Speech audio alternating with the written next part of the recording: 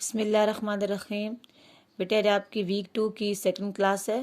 میں نے جیسے لاسٹ ٹائم آپ کو سورہ انفال کا تعارف کرا کے آپ کو رکوع نمبر 1 کے مشکل الفاظ کے معنی اچھے سے دہرائے تھے تاکہ آپ کو ترجمہ کرنے میں آسانی ہو۔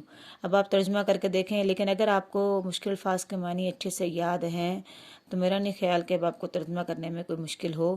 بار بار ریپیٹ کریں بیٹے، 9 مارکس کے ٹرانسلیشن آتی ہے، آپ کو اچھے سے ترجمے ریوائز ہو جائیں۔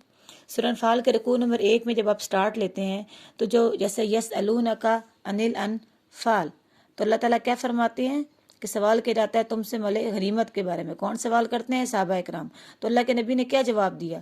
اللہ کے نبی نے یہ جواب دیا کہ وہ جو سورہ انفال ہے، جو مال غنیمت ہے، وہ کس کے لیے ہے؟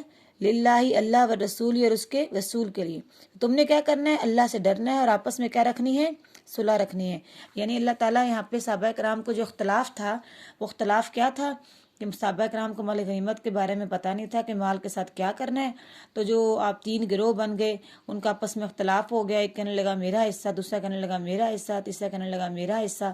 تو اس پہ اللہ تعالیٰ نے مسلمانوں صحابہ کرام کو کیا کیے؟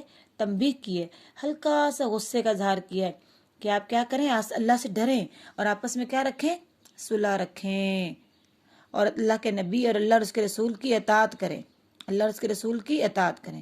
اس کے بعد بیٹے آیت نمبر 2 سے انما المؤمنون الذین، یہاں پہ مومنین کی خصوصیات بیان ہو گئی ہیں۔ کون کون سی آپ کو سامنے دیکھیں، جب ان کے سامنے اللہ کا ذکر کیا جاتا ہے تو کیا ہوتا ہے؟ وجلت، ڈر جاتے ہیں۔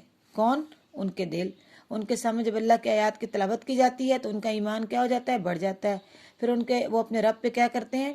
بھروسہ کرتے ہیں۔ تیسرا، پھر وہ نماز پڑھتے ہیں اور اللہ کے دیے ہوئے رزق میں سے خرچ کرتے ہیں۔ یہ 5 خصوصیات ایگزامینیشن پوائنٹ آف ویو سے بہت امپورٹنٹ آتی ہیں۔ اب اللہ تعالیٰ نے آگے بتایا کہ ان کے لیے کیا درجے ہیں اور کیا مغفرت ہے، رزق ہے۔ اب دیکھیں بیٹے، یہ جو آیت نمبر ہے یہاں سے کما اخرجک ربک، یہاں پہ اب آپ کے سامنے میدان جنگ کے حالات و واقعات بیان ہو رہے ہیں کہ اللہ تعالیٰ نے آپ کو کیسے نکالا اور کن حالات میں نکالا، اور کیا اللہ تعالیٰ نے جان کر وہ حالات پیدا کیے کہ مسلمان جو ہے وہ ان کا تو جنگ سے کا کوئی ارادہ ہی نہیں تھا۔ مسلمان کیا چاہتے تھے؟ غیر ذات شوکا، یعنی ابو سفیان کے لشکر جس کے پاس کوئی وہ نہیں تھا، مال و اسباب وہ نہیں تھا، جنگ کرنے کا سامان نہیں تھا، ٹھیک ہے، تو ہم جو ہے اس سے بس مال لے لیں گے اور اسے جنگ کر کے اس سے تھوڑا بہت ڈرا دھمکا کے ان سے مال لے کے واپس آ جائیں گے۔ لیکن ان کو کیا ہوا؟ مسلمانوں کو جیسے ہی اس کو پتہ لگا ابو سفیان کو، اس نے فٹافٹ مکہ میں اطلاع کی، ابو جہل 1000 کا لشکر لے کے لڑنے کے لیے آ گیا۔ اب مسلمانوں کے پاس کوئی رستہ نہیں تھا۔ مشورے کے بعد یہی بات طے ہوئی کہ ہمیں ڈر کے بھاگنا نہیں چاہیے اور ان سے لڑنا چاہیے۔ 313 کا لشکر، کوئی مال و اسباب نہیں، روزے کی حالت، اور مسلمانوں جو ہیں ان کے پاس کوئی جنگی ساز و سامان نہیں، بہت ہی مختصر سامان۔ اس سامان میں پہلی جنگ کرنا، مسلمان بہت ڈرے ہوئے تھے۔ تو اللہ تعالیٰ کے نبی نے کیا کیا؟ اللہ کے نبی نے دیکھو، اگر آپ آگے دیکھیں، استغیثون، اللہ تعالیٰ کے نبی اللہ تعالیٰ کیا فرما رہے ہیں کہ جب نبی نے اپنے پروردگار سے فریاد کی تو اللہ نے کیا کیا؟ دعا قبول کر لی۔ اور مسلمانوں کی مدد کے لیے تعالیٰ نے کیا بھیجا؟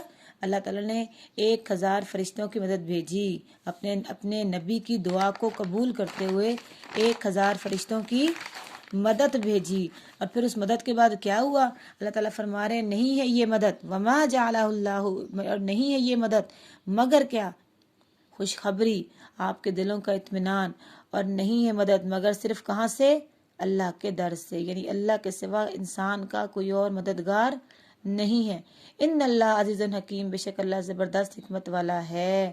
سارے کوشچن آپ نے کیے ہوئے ہیں، ریوائز میں نے آپ کو کروا دیے ہیں۔ اب اس کے بعد بیٹے اس رکوع میں آپ کے لیے کسی قسم کی اور چیز کو سمجھنے کی گنجائش میرا خیال ہے نہیں بنتی ہے۔ امید ہے آپ کو رکوع اچھا سمجھ میں آ چکا ہوگا۔ ٹاسک میں نے آپ کو پہلے سے دیا ہوا ہے، اس میں ٹاسک آپ کے لیے بہتری یہ ہے کہ آپ مشکل الفاظ کے معنی کو اچھے طریقے سے یاد کریں اور ترجمے کی بار بار پریکٹس کریں۔